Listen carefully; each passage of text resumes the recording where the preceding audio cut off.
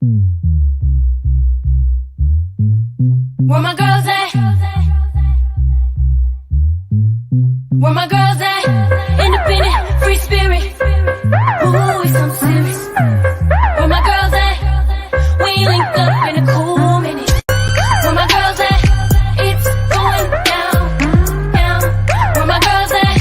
It's going down, down. It's going down tonight. We going out tonight. Yeah, right. We going out tonight. It's going down tonight. Yeah, right. It's going down tonight. We going out tonight. Yeah, right. We going out tonight. It's going down tonight. Yeah, right.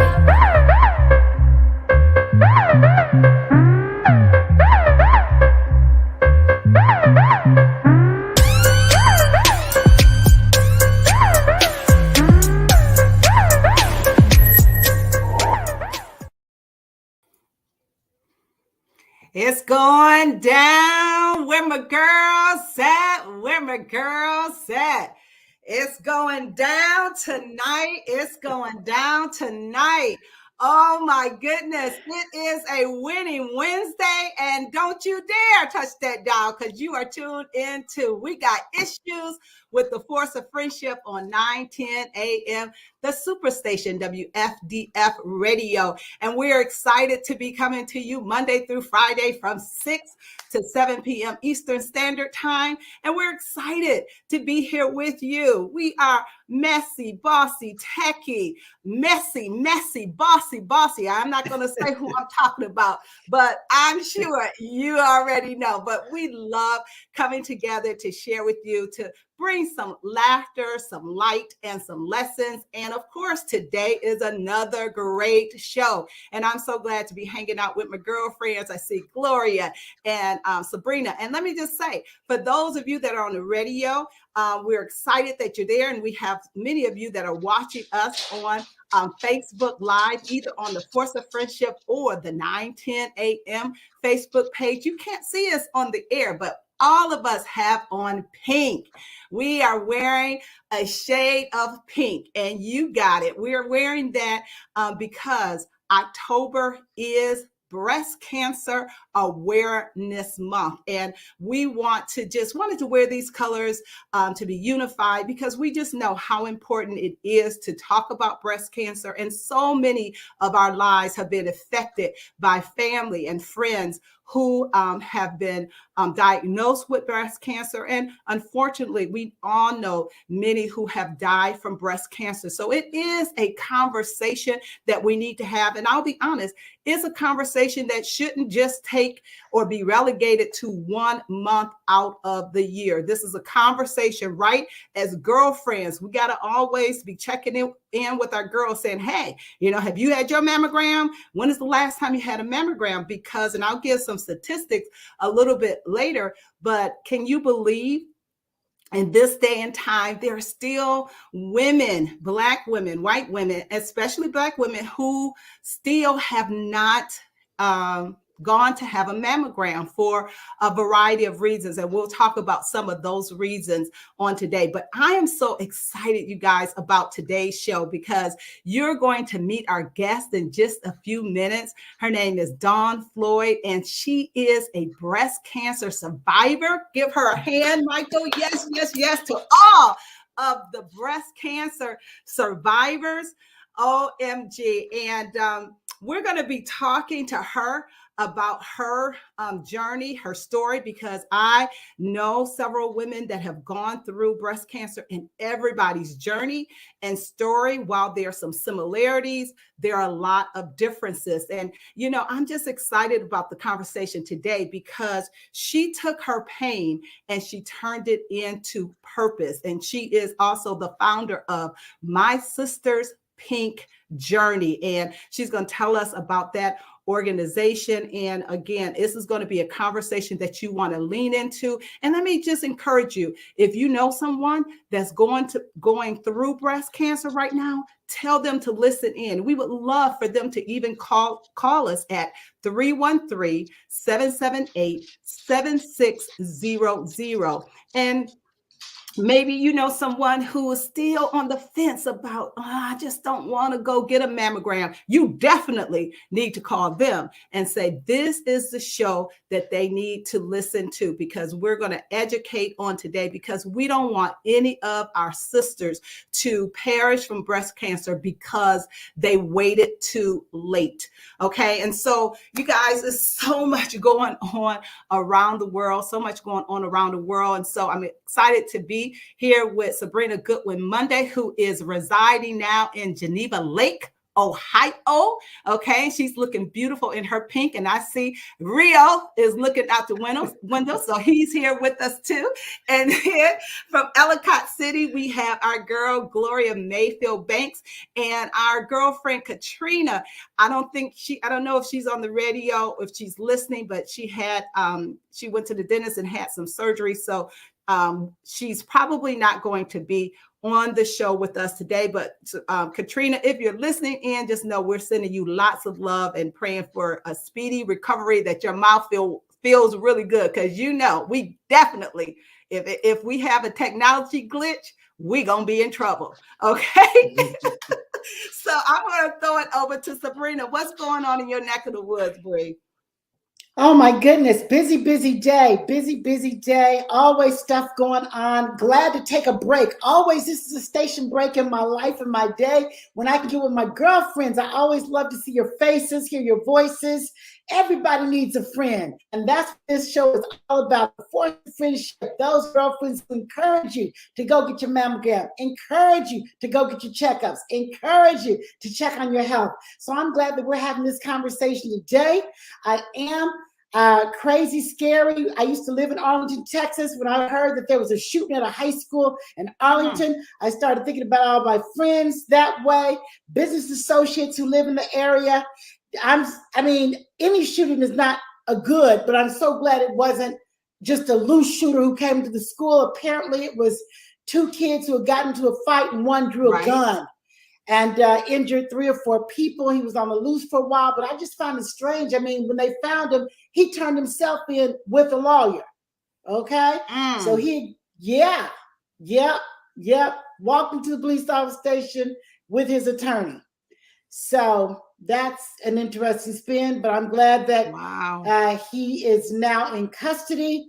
And I understand one of those people one of those injured is in critical condition. So we pray for those families for sure. We pray for them. So other than that, news, but we are here. Gloria, good to see you. How are you?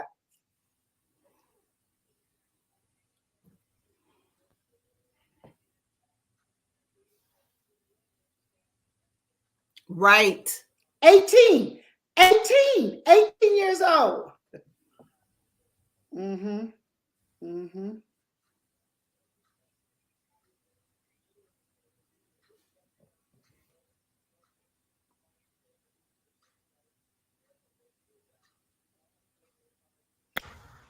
We hear you on the radio. Yes. Okay.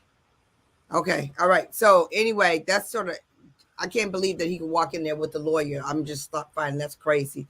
But here in the Baltimore, D.C. area, everything's good. I can't wait for this conversation. We're all touched so much by women in this category, and therefore families in this category, therefore children and sisters and aunts in this category of breast cancer, the survival, the medical side of it, the emotional side of it, the financial side of it, the piece that are helping us on.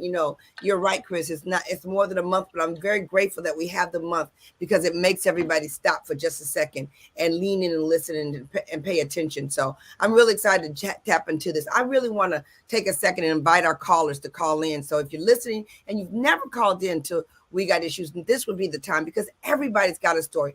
Everybody has got a story. So you call into 313-778-7600, because we want to hear your voice. I'm going to hand it back over to you, Chris, because I'm ready. Wow. Awesome. Well, I am so excited to bring on our guest on today. Dawn Floyd is with us. Let's bring her on, and we're excited that she is here. Yes. Welcome, Dawn. Thank you. Let me just tell you a little bit about Dawn. Dawn is a district financial aid advisor for Wayne County Community College District. She is a recent breast cancer survivor Also, the proud founder of My Sister's Pink Journey. And this is a nonprofit organization. And the mission, I love her mission, is to provide financial support and inspirations to sisters during their journey as they fight breast cancer. The foundation provides a personal touch to the recipient and their family from, and this is what's unique, from a survivor's point of view, because of course, you know, it's different when somebody does something because they have a heart to do it, but it's totally different when you have gone through it. She is 46 years old, from Detroit. She is married to her loving husband, Travail, of 21 years, and she is the mother of an amazing daughter, Anaya. And I'm telling you, she's amazing all in herself, and I need to have her on the show as well. Entrepreneur at such a young age. But we want to welcome you, Dawn, to We Got Issues. Thank you so much for Thank being you for having me. You are so welcome. Well, of course, everybody knows that October is Breast Cancer Awareness Month. And of course, we absolutely want to do our part in bringing light to this disease that has affected so many women around the country, around the world. And when I tell you the statistics out there are just unbelievable. Let me see. Let me find it real quickly. I just want to give you some statistics. Black women, when it comes to Black women have, number one, more aggressive breast cancers developing at earlier ages and lower survival rates compared to white women. For example, the percentage of breast cancer mortality among Black women, wait for it, 42% higher compared to white women. In addition, breast cancer survival rate has remained lower among white women, and it has increased over time in Black women. The high mortality and low survival rates in breast cancer among Black women compared to ethnic groups can be attributed to late stage of breast cancer diagnosis. Stick a pin in it. Late stage of breast cancer because they got diagnosed later. Barrier to healthcare access, biologic and genetic differences in tumors, and prevalence of risk factors. And so I'll share some more information a little bit later. So Dawn, I want to bring you into the conversation. Just tell us a little bit about your journey. Yes, absolutely. I just first want to thank you all for having me on today. I think it is so important that maybe all three of you all touched on this, but when you made reference to this being Breast Cancer Awareness Month, but the fact that we need to share this awareness every month is important. And the reason why is because of what you just said, First Lady, in regards to when we find out, you know, and the lack of this knowing how important it is to get those mammograms and to self-exam. So thank you for having me on this month, but for also letting the listeners know how important it is to be aware of your breast health throughout the year. Okay. I can tell you a little bit about my journey, my story. I was 40 years old, and I always knew that 40 was an age in which you should start getting your mammograms, unless there was a family history. Then obviously you should start getting those mammograms a little earlier than 40. So it was July of 2015. I scheduled my first mammogram, and I went in to have my mammogram completed. And that is when they found something that they wanted me to come back to obviously have a biopsy done. So there was discovered that in my left breast there was a tumor. Um, and I like to put this part in there first because I did have a lump under my arm in which I ignored. Okay. Mm. And I have to always put this in my story because when you don't have a family history, and you don't really, it's not talked about in your family in terms of doing a breast exam. I didn't understand that doing an exam under your arm, because that is part of your breast area, right? How important that was as well. And so if I had known that, if I was aware that having a lump under your arm is something that should alarm you, then I would have gone in, as you said, First Lady, I would have gone in earlier to have this examined. Um, but I did go from a mammogram, and it was determined that the lump under my arm was actually where the cancer had started to spread to my lymph nodes. And so I was diagnosed with stage 2B breast cancer. And then my journey started with treatment. I went through 12 rounds of chemotherapy. Um, I had surgery, which was a lumpectomy. Um, and then I had 32 treatments of radiation. Um, yeah, just talking about it just brings back memories. I was actually diagnosed at the end of September, so this October I would, um, every time October rolls around, you can imagine, those thoughts come back. But this year marks 5 years of survivorship for me, and so Yeah, that's so absolutely. awesome. So anyone that knows anything about cancer and that world, we know that 5 years is something that's worth celebrating. And so I do celebrate 5 years of survivorship. Um, I think one thing that I want to always encourage women to do is to talk about um, your breast health, to talk to one another, no matter how young, how old.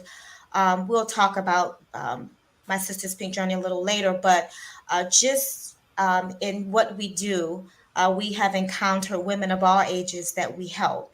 And so I think the youngest person that I have encountered was 27 years old. And, I just remember myself at 27. I don't think I would have been concerned about doing self breast exams at 27. And we know in the healthcare industry, in terms of mammograms, that's not even something that's spoke about at that age. So it's important for us to talk. It's important for us to know that, whenever you feel a lump or something that's not right, we have to listen to our bodies, right?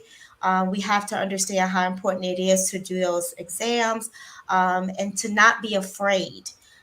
Because I can admit, when I go to do those exams now, it's not something that I look forward to, because that fear does creep in, but we know that we have to do it because the death rates are alarming because of the late stage in which we find out that we have it. So, um, that's a little bit about my journey. Right now, even though I am celebrating 5 years of survivorship, every day that I live, every day that I wake up, I have to realize that my health is important. So I have to continue to try to do the right things to alleviate any disease within my bodies. And I'm sure you ladies do the same thing. So just being aware of the things that we put in our bodies, making sure that we understand the importance of diet and exercise, which I've had to get back into my exercise journey. But yeah. Wow. Dawn, I mean, your story is so powerful. Your story is, I'm sure, similar to hundreds of stories, yet it's different. And so we're getting ready to go up against our first, our commercial break. And when you come Okay. back, I want you to talk about how My Sister's Pink journey came Yes. about. We are absolutely, we're talking about from pain to purpose. And you are Yes. listening to We Got Issues on 9:10 a.m. The Superstation. We want you to come back. Call us at 313-778-7600. We want to hear from you. We have a couple of callers. We'll come back to you right after this break.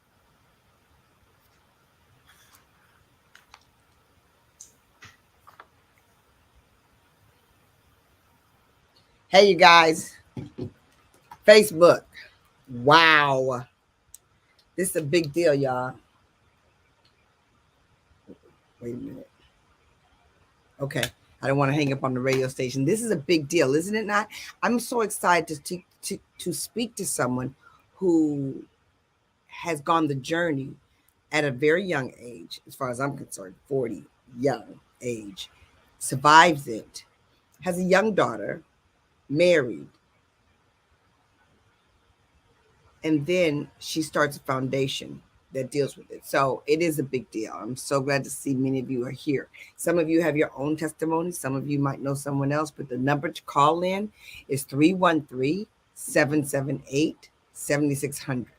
Again, it's 313-778-7600.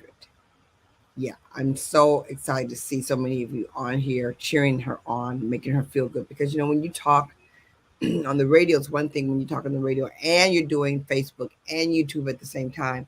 It's a blessing that we get to see a lot of their comments. So it really does make a difference. Like, wow. Like, can you guys believe this? So crazy. And then another school shooting is just taking me out. Like, it's taking me out. And he walks in with a lawyer.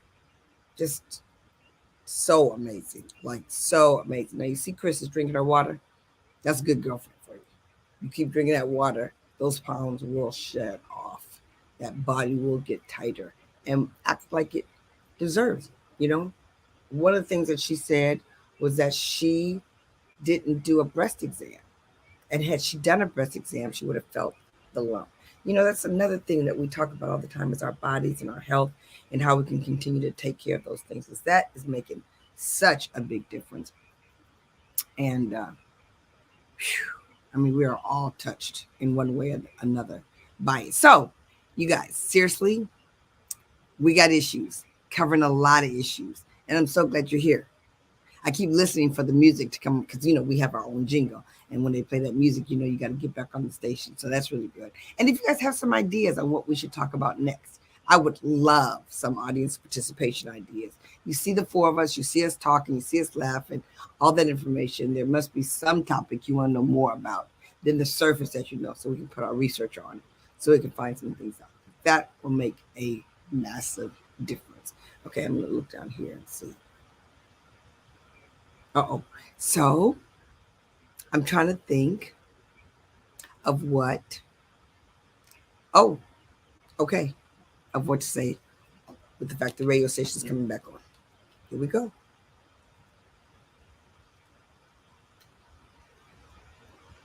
You are listening to We Got Issues on 9:10 a.m. The Superstation.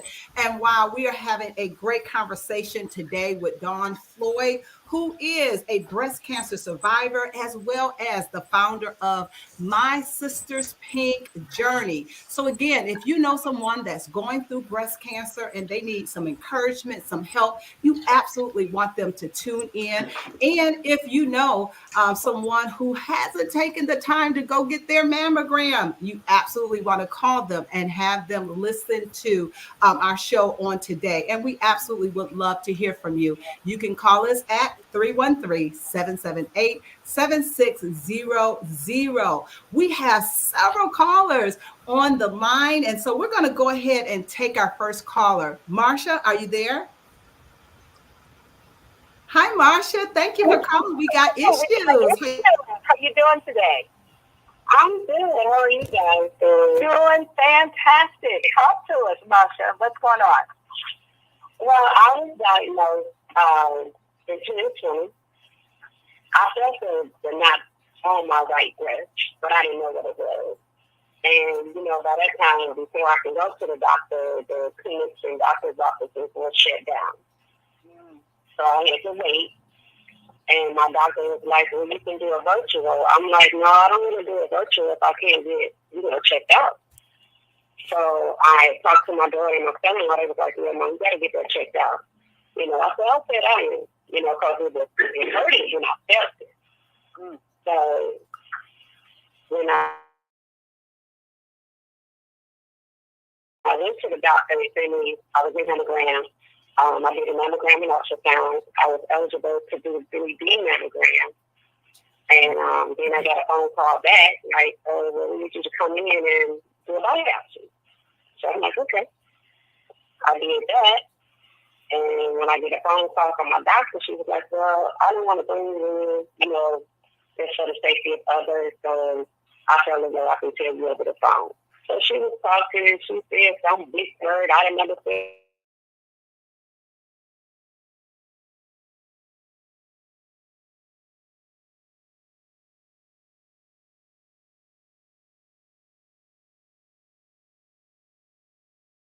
No, not at all. So she was like, yeah, sorry to you do have breast cancer. And I was diagnosed with triple negative breast cancer. And they said that is like one of the aggressive breast cancer that a woman can have. So I started, she was like, we're going to have to start getting you the doctors and treatments. And I get off the phone and I was blown away. I called my daughter. She came around. It was hard to even let the tears come out, but I knew they were coming, but they wouldn't come. So I'm sitting there and I'm like, okay, what do I do now? So I didn't tell my family. I just told my kids, my daughter and my son. I told them just wait, until we get all the information that we got to have, and then let the family know what's going on. So I started doing chemotherapy. Every day I was doing treatment. So I was getting injections after each treatment for 5 days a week. After that, I did another treatment, 12 weeks of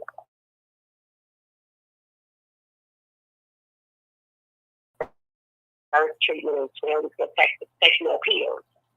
So this journey has not been easy at all because it takes away a lot of your energy. Marsha, can I ask you a question? You said that you felt a lump in your breast. Yes. How long the progression between when you felt it and when you called the doctor? Was it something that you felt, but you just kind of like, oh, I don't really think it's something, or did it just pop up and then you felt it? Yeah, because I felt it one day and I was like, oh, that's probably nothing, like that. But when I kept feeling it, it didn't feel good. It was hard and it was hurting at the same time. When I felt it. So when I told my daughter, and they're like, yeah, you have to make an appointment to go get checked out. Okay. So, and after that, so I'm like, okay. So I said, Lord, I can't go into the clinic right now, but I'm not claiming anything. Mm-hmm. You try to keep your faith, and your faith, you have to let you know that your faith is so strong that you're not claiming no cancer, you're not doing none of this because I didn't have breast cancer in my family. There was no one in my family ever had breast cancer. And you know what, Marsha? I'm so glad that you are bringing that up and Dawn has brought that up because I'm going to tell you, there's a false sense of security when you go and they ask one in your family had breast cancer and you say no. And somewhere in your mind, you think, well, I really don't have to I don't have to worry about it because, there's not a history. But I'm so glad that you guys are talking about the fact that you can still get breast cancer even though there's no history. So, Marsha, tell us a little bit about how you met Dawn. I met Dawn through commandos from Nancy, the social worker, and Zoe. She would come down. She would sit with me doing treatment and talk with me. And let me know that I'm strong. You know, she encouraged me while I was sitting there. She was like, well, you know, there's an organization that has women that go through treatment, you know, with financial assistance or whatever assistance that they need help with. So I filled out the application. I got a call from Dawn, and it was like one of the blessed things that happened that day when we talked on the phone. And I shared my story with her, and we both cried on the phone because our story was something similar to what she had been through.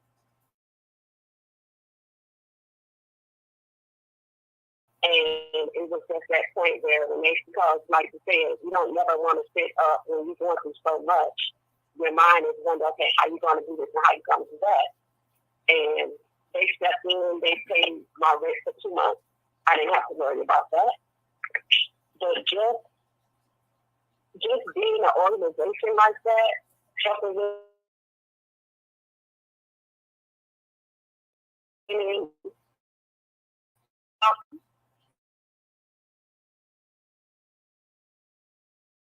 until you ask somebody or someone just coming in and they let you know that you're not in it alone.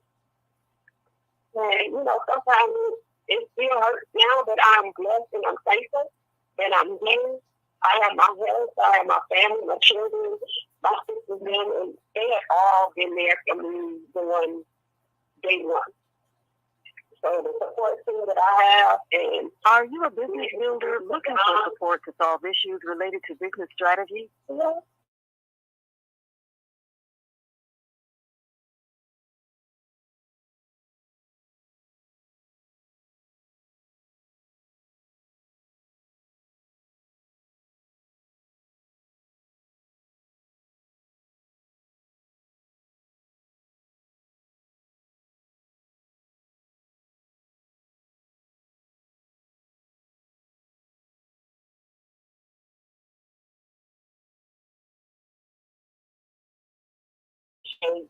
That, and just know that we absolutely, I got your name written down. We're going to be praying for you, praying that your journey is going to come out successfully. And we truly, again, appreciate you calling. All right. Best to you, Marsha. Thank you. I'll thank you later. You're so welcome. Thank you for calling. We do have another caller. Stephanie, are you there? Hi, Stephanie. Hey, Stephanie, thank you so much for calling. We got issues on today.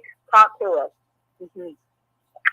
Well, this has been an interesting journey for me. I was diagnosed with stage 2 triple negative breast cancer back in March of this year. And I actually chose from the very beginning to be extremely transparent about what was going on with me. I felt that, you know, the Lord really wanted me to share my story along the way, because I know that there are so many people who go through this, who suffer in silence, who don't have support system, you know, you name it. And I felt that, you know, sharing my story at least would encourage others and at the same time give me the strength to get through it myself. And You there, Steph? sorry, can you hear me? Okay, we can hear you now. I'm sorry. Okay.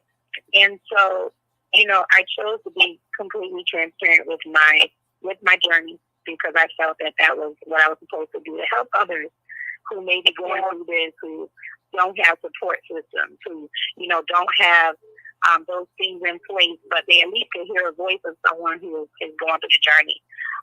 So I had a lot of ups and downs. The plan was 16 chemotherapy treatments, followed by surgery, followed by radiation, and then we would be done with this. And through this journey in May, the port that I received to get my treatment became infected. I had a very bad staph infection. I was in the hospital for 8 days. Temperature as high as 106.5. But I got through that. They removed the port. I went back, started my treatments again. In July, I was hospitalized again. Then they found that there was a blood clot in my PICC line. So they had to remove the PICC line after I had received 42 days of antibiotics. And I finally got back on my regimen. And now we are at the point where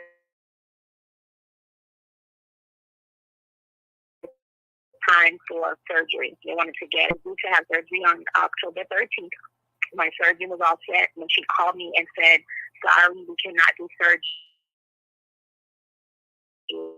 because the major artery in your arm that supplies blood to your arm. So we cannot do surgery." So I must say that when I heard that, I really felt some type of way. And I was like, well, what do you mean? Okay, so what do we do now? And so it was on to the radio oncologist and to start radiation treatment. And so where I am right now is on October 13th. I will begin radiation therapy, 21 treatments to shrink what's underneath my arm. And they're also going to be able to include the lump that's in my breast. While this all happened in July, I found out as well that the cancer had moved to a lymph node in my lungs. And so that was a whole nother big cancer being metastatic. But I will say that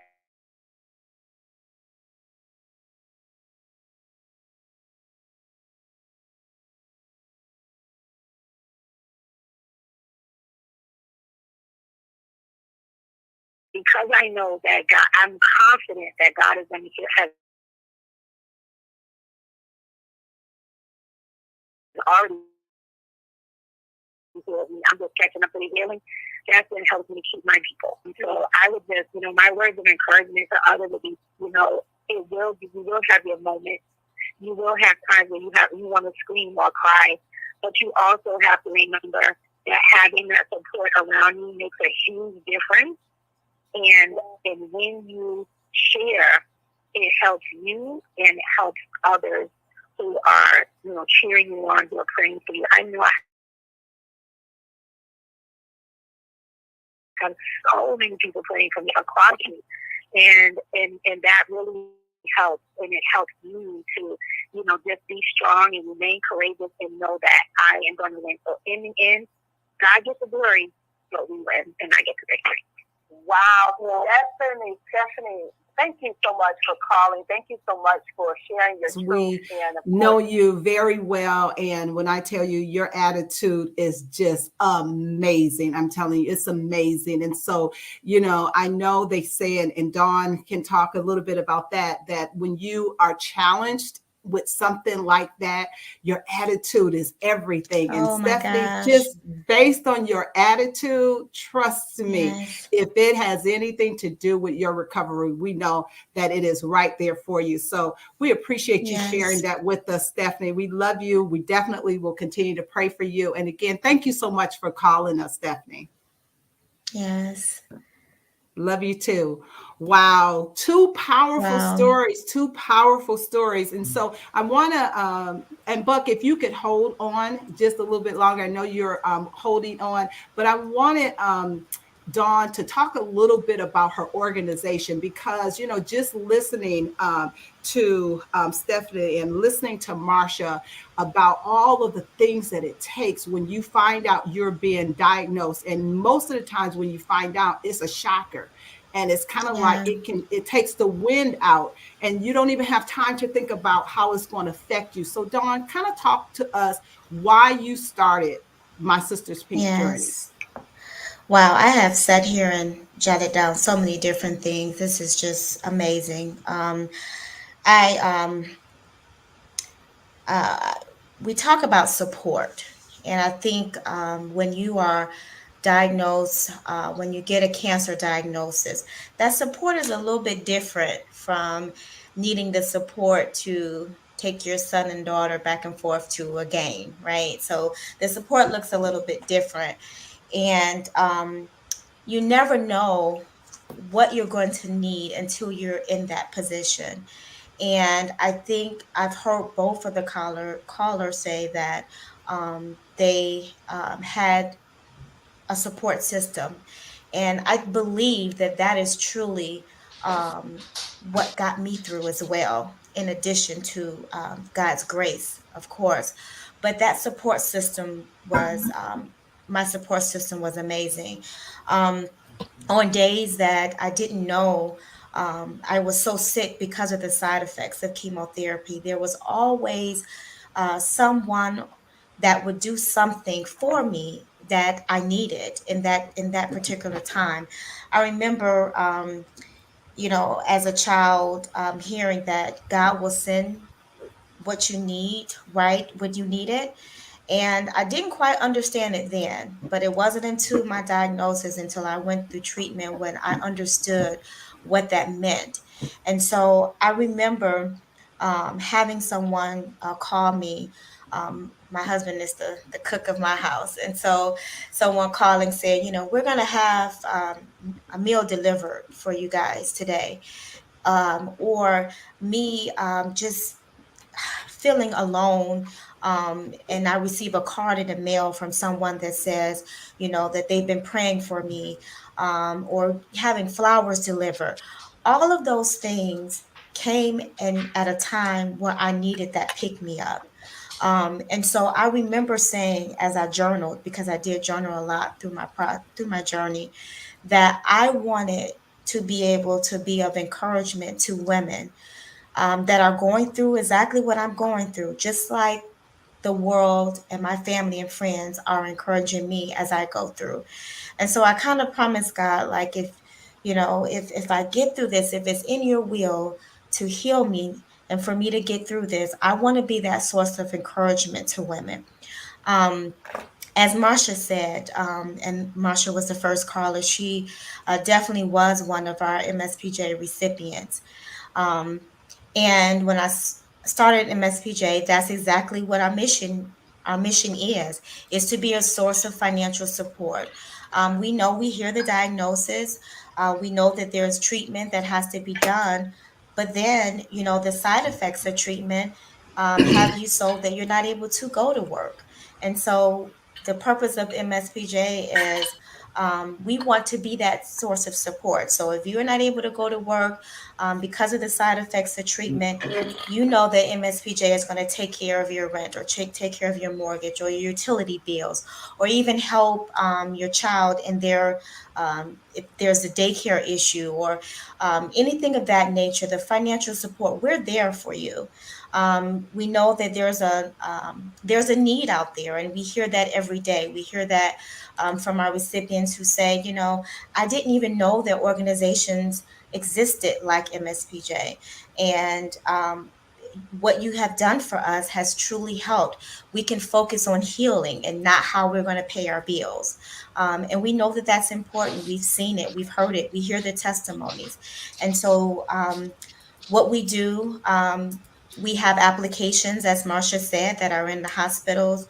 I work with Henry Ford Hospital, BCCCP, and Beaumont. And then we also, when we have funding, we also work with Carmanis as well. And so that's how we were introduced to Marsha.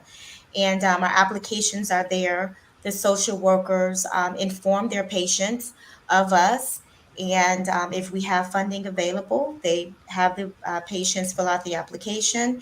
We receive it, and we obviously look over it, make sure that what the patient is asking for, we're able to do. And we pride ourselves on not having to deny anyone. So if a social worker reaches out to us and says, I have someone that's in need, we're able to tell them, yes, we have the funds, we're going to send the application over, because the last thing we want to do, right, is to deny someone that's already going through a health challenge, and then we're going to just say Dawn, we're I have a denied question. assistance. So we definitely don't want to do that. Sabrina, and so you we had have a been question? I think Sabrina Yeah, had a I was quick just going to question. ask Dawn. Thank you, thank you. Your story is Yeah. amazing. You're obviously doing great work for so many people, and so I wanted to know, how do you raise funds for your organization? Maybe you could Yes. tell us the name of your organization, and because I know if you're a nonprofit, it's tough to raise the money that you Yeah. want. And you take pride Absolutely. in not denying people who are in need. So tell us a little bit about fundraising, where you get your source of money from. And then Absolutely. my second question is, how can we be a better girlfriend? Because sometimes when our girlfriends are diagnosed, We get the news. Yes. We know they're paralyzed. You don't want to say the wrong thing. You don't want to smother them. You don't want to do too much, too little. So how can we be a better girlfriend during this time? Absolutely. Love that question. First, I want to start off with how we get funding.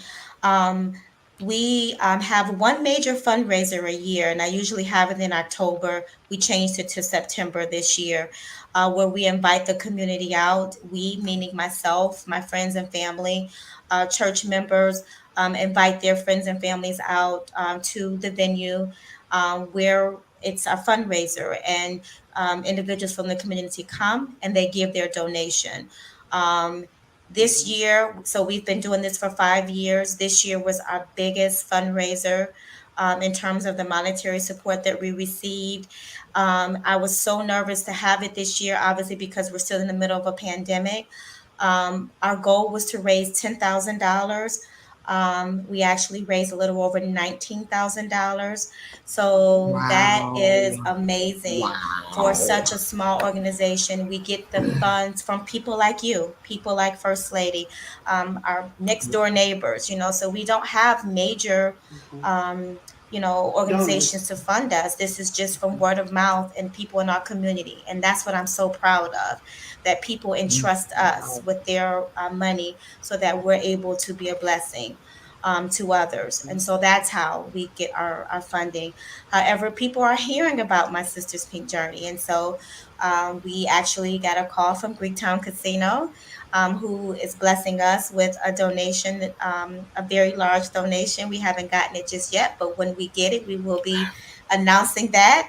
And so that's how we get our funding. We The other question you asked is, how can you be of support to a friend that may be going through? And I think that's very important, because sometimes you don't know what the need is. And all that you know is that you just want to take the illness away. You know what I mean?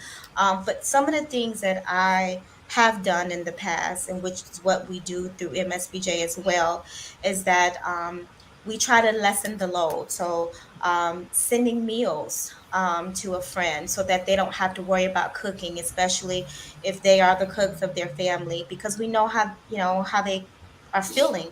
One of the things that we do also is we provide for Thanksgiving. We provide catered meals to our families that are going through active treatment, so they don't have to worry about cooking. During Christmas, we adopt the whole family. And I think this part is important, because when you get a cancer diagnosis, it does not only just affect the patient, right? It affects the family, the husband, the children. So for Christmas, we adopt the entire family, and we allow them to fill out a form saying, some of their wants and their needs. And our sponsors from the community, they wrap the gifts, and we deliver. We pull up with a car full of gifts, and we deliver to the patient at their home. So we're coming into their homes with gifts that we feel will bring them some joy and love and hope as they go through their journey. So things of that nature. Excellent. Are things. What's your website? Do you have a website, Dawn? Do you have a website? I do. Yes. It's www.mspjourney.org, mspjourney.org. And through the website, if anyone feels inclined to make a donation, there's a donation option there. Excellent. That's Excellent. so awesome, Yes. Dawn. Oh my gosh, your organization is helping so many, and we absolutely encourage our listeners and our those of you that are watching us, definitely go to her website and make a donation, because literally I know, having gone to several of your fundraisers, just to be there and to see, I love the part where you have all of the breast cancer survivors, how they line up and they do their dance, because Survivor stroll. the survivor stroll. It is just so amazing, and your heart is just filled with so much love and just so much hope for these ladies. And so you literally are doing the the Lord's work. And I pray Yes. that God will continue to bless you. We do have another caller. Buck, are you still there? Okay. Listen to what you guys are talking about. I love the way you put your support groups out. I love the way you tell people about mammograms and how to catch it early. But I want to point out that what I like to hear also from the people that go around talking about it, I would like to hear preventative measures that women can take. And I wanted to touch on the fact that men can actually get chest cancer too. I don't want to call it breast cancer, but men, it's very rare, but men can get it too as well. But I want to just touch on the fact that I listened to the whole show and I like what I'm hearing and everything with the support groups. I just want to reach out to the person that was talking about the support groups and stuff like that. And I just want to tell you it's important to put the preventative measures out there as well for the women. As well, not just go get a mammogram, but talk about how smoking can affect it. Talk about how breastfeeding can actually help it. You know what I mean? Talk about how fruits and vegetables and a healthy weight and exercise and healthy sleep pattern. Talk about the carcinogens in grilled meat, how that can affect your breast cancer. I want to hear preventative measures that the women can take as well, as instead of just go get a mammogram, which go get a mammogram for sure. But let's try to put the preventative measures in there as well in the program sometimes, because that can help people prevent that. You know what I mean? And I just wanted to put that out there. I love the show. I've been listening, but I would just like to have heard more about preventative measures that people can take to prevent themselves from diagnosed or being diagnosed. You know what I mean? So I want to say that. Thank you guys for the show. I'm not going to hold you guys up. But I did want to say that because that's what I was thinking when I was listening. Hey, Buzz, you know what? Thank you so much for caring enough to call in and for sharing those concerns. And you are absolutely right. And I just want to let you know that later this month, we are going to have an oncologist that is coming on, and she is going to speak to all of those things that you just brought up. And so we wanted to make sure when we delve deeper into breast cancer and what preventative measures we can take, we wanted to have a healthcare professional on talk to really to those issues. But I absolutely agree 100% with what you're saying. And so thank you so much for calling in and sharing that with us. So I hope that you are on when our oncologist is on, and she will absolutely talk about all of those things that you just shared with us. Okay. Thanks, Bub. Okay. Thanks, Bub. Yes, sounds good. Thank you. Started off talking about, the diet and exercise too. It's very important. So that was Right. very good tidbit to add. You Gloria, know what, Dawn, I wanted to ask you. Yeah, I wanted to ask this question. When you talk to the women in that broad spectrum, and there's so much going on, but what is, from what you've seen your organization, what have been some of the challenges or the lessons that you've learned dealing with the women that they could possibly do differently? Because all of us will get off this and we will talk to other people. So what are some of the things that maybe we could give them in terms of what you've seen that are lessons that other people can use because they might have done things, like not asking for support? Or what are some of the things that they don't do that could make things better for them once they find out they have cancer, breast cancer?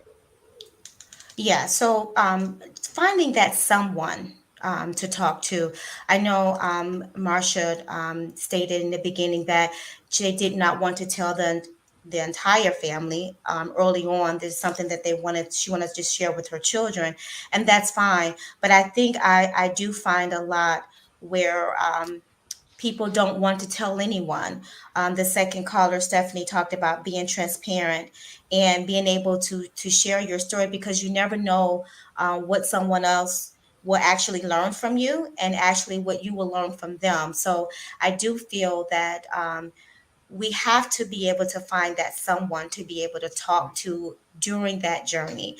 I mean, it's very important because we know even in everyday life, when we hold things in, it causes harm to us, our physical health when we hold things in. So definitely being able to talk. But one thing that I noticed within how it relates to what our foundation does is that we have to let people know that there is a need, whether it's a social worker, I know for me, I didn't even know of social workers as I was going through. I didn't know that they were there to help us.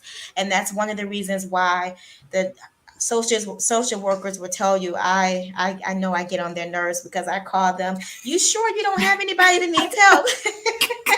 So, I do that because a lot of people don't know that there is help out there.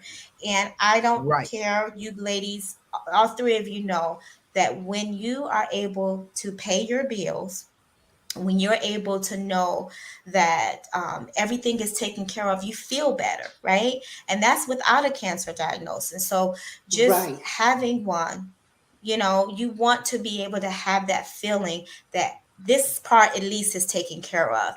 And so I would encourage women or encourage people that are going through this to make sure that they let someone know if there is a need, because there's MSPJs out there that can assist. Yes. Wow.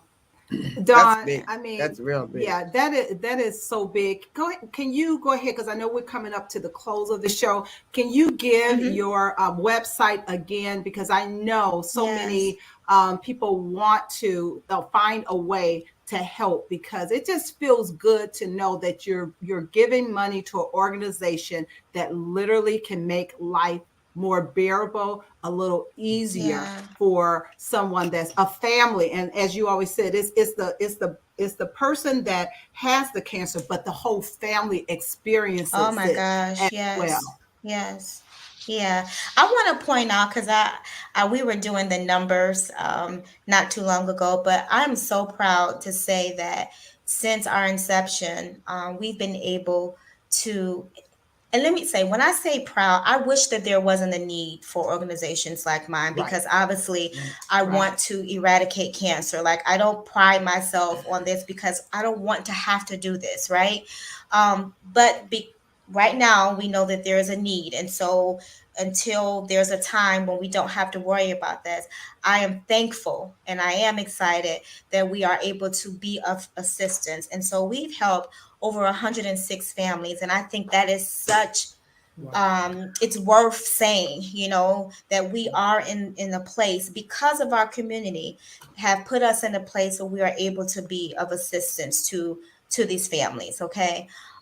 Just wanted to put that out there. And our website, I think that's what you just asked again, is www.mspjourney.org. And you can make the donation through that site, through our site. We do have Cash App. I will give that. However, if people are going to make that donation, I would like for you to put in the note section your contact information so that we can send thank yous. Sometimes when money goes through there, we don't have contact information. So I would like that. And our Cash App is the organization. So it's $ My Sistah's Pink Journey. And Sistah's is spelled a little different. It's SISTAHS Pink Journey. My Sistah's Pink Journey. There's no apostrophe in the Cash App sign. Well, Dawn, I mean, this has been such a great conversation. And thank you so much for taking time out to share your pink journey. We're so proud of you, so excited about what you're doing in the community. And so we just want to say thank you so much for being on We Got Issues on today. We want to thank all of you for listening in to, you're so welcome to We Got Issues on 9:10 a.m. the Superstation. And we will see you we'll be here on tomorrow at 6 p.m. God bless. Bye-bye, everybody. Bye.